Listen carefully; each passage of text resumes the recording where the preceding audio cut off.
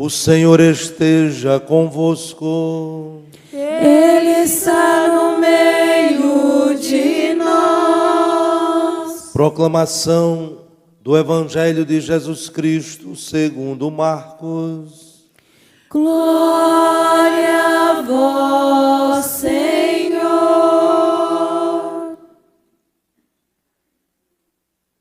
Na cidade de Cafarnaum, no dia de sábado, Jesus entrou na sinagoga e começou a ensinar. Todos ficavam admirados com o seu ensinamento, pois ele ensinava como quem tem autoridade, não como os mestres da lei. Estava então na sinagoga um homem possuído por um espírito mau. Ele gritou: "Que queres de nós, Jesus Nazareno? Vieste para nos destruir? Eu sei quem tu és. Tu és o Santo de Deus." Jesus o intimou: "Cala-te e sai dele." Então o espírito mau sacudiu o homem com violência, deu um grande grito e saiu. E todos ficaram muito espantados e perguntavam uns aos outros: "O que é isto? Um ensinamento novo dado com autoridade. Ele manda até nos espíritos maus e eles obedecem." E a fama de Jesus logo se espalhou por toda parte, em toda a região da Galileia. Palavra da salvação. Glória a vós, Senhor.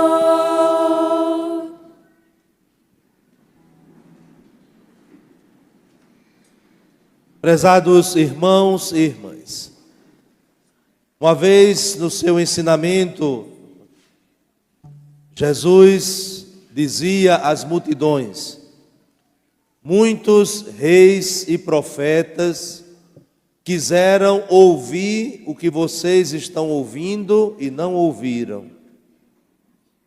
Quiseram ver o que vocês estão vendo e não viram. Jesus se referia justamente às promessas do Antigo Testamento feitas por Deus através dos seus escolhidos e enviados, mas que só se realizaram plenamente com a vinda de Jesus. É justamente isso que a palavra de Deus nos recorda na primeira leitura que nós ouvimos do livro do Deuteronômio, quando Moisés diz para o povo que Deus fará surgir um profeta igual a ele. Um profeta que transmitirá a verdade da palavra de Deus. E que, portanto, se deve dar atenção a este profeta, acolhendo o seu ensinamento. E quem é este profeta anunciado por Moisés? Jesus. E Jesus supera até mesmo as expectativas da realização desta promessa, pois ele não é apenas um profeta, ele é mais do que profeta, ele é o Filho de Deus, ele é o nosso Salvador. Então nós somos membros do povo de Deus que tem esse grande privilégio. Não estamos num tempo de espera. Nós não estamos aguardando uma realização de algo que foi prometido, mas nós somos testemunhas de que Deus cumpre as suas promessas enviando o seu Filho ao mundo. Porém, há muita resistência no coração humano para reconhecer esta verdade. O Evangelho de hoje nos apresenta justamente uma cena que ilustra muito bem esta resistência de reconhecer Jesus como aquele que realiza as promessas de Deus anunciadas no Antigo Testamento, e que mais do que um profeta, é aquele que tem autoridade para destruir o mal, para conceder a verdadeira paz e para salvar verdadeiramente da morte o ser humano. Este homem que se encontra na sinagoga, como diz o evangelista Marcos, possuído por um espírito mau, representa muitas vezes estas resistências presentes no coração humano. Inclusive nós, que já recebemos a graça da fé cristã, nós que já fomos introduzidos pela graça dos sacramentos na comunhão com Deus, para nós que anunciamos o Evangelho da salvação, quantas vezes devemos reconhecer que agimos assim, como este homem possuído por um espírito mau, quando resistimos, colocamos dificuldades para acolher a palavra de salvação, para nos dispormos à mudança de vida, para empreendermos um caminho de verdadeira e autêntica conversão. O que diz este homem diante de Jesus? Ele diz uma verdade fundamental, mas ao mesmo tempo uma falta de compreensão e, portanto, algo muito danoso. Se por um lado ele afirma que Jesus é o Santo de Deus, que é a grande verdade que nós cremos e que deve orientar a nossa vida. Mas por outro lado, ele diz: vieste para nos destruir. E nós vivemos numa sociedade onde pessoas, grupos, instituições propagam esta mentira, que o Evangelho nos tira a liberdade, que seguir a Cristo nos impede de gozar a vida, de participar da comunidade, da igreja, é algo do passado, e assim por diante.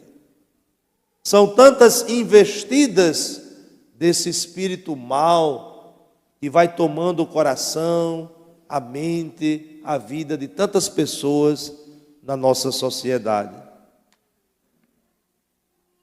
E nós não estamos isentos de muitas vezes sermos tentados com essa mentalidade, com essa ideologia de que o Evangelho destrói possibilidades de felicidade, de satisfação, de prazeres. Isto se difunde muito na sociedade, sobretudo no meio dos jovens, adolescentes, crianças, que são bombardeados constantemente para que aproveitem a vida, para que busquem os prazeres da vida na exaustão. E tudo aquilo que é orientação para o equilíbrio, tudo aquilo que é ensinamento para uma vida de virtudes, tudo isso é considerado como uma ameaça ao ser humano. Então nós vivemos nestes equívocos. Nós vivemos nessas mentiras. Quando se quer que as pessoas rejeitem o Evangelho, se afastem de Jesus, porque perdem a grande oportunidade da liberdade, da satisfação, da alegria, e tudo isso nós sabemos que não é verdade. Não existe liberdade verdadeira se não for fruto do encontro com a verdade que é Jesus. Então, tantas pessoas que decidem se afastar da igreja, do Evangelho, da sua vida de fé, pensando que serão mais livres, que serão mais felizes. Chega um determinado momento que, se tiverem honestidade, vão reconhecer que foi um engano.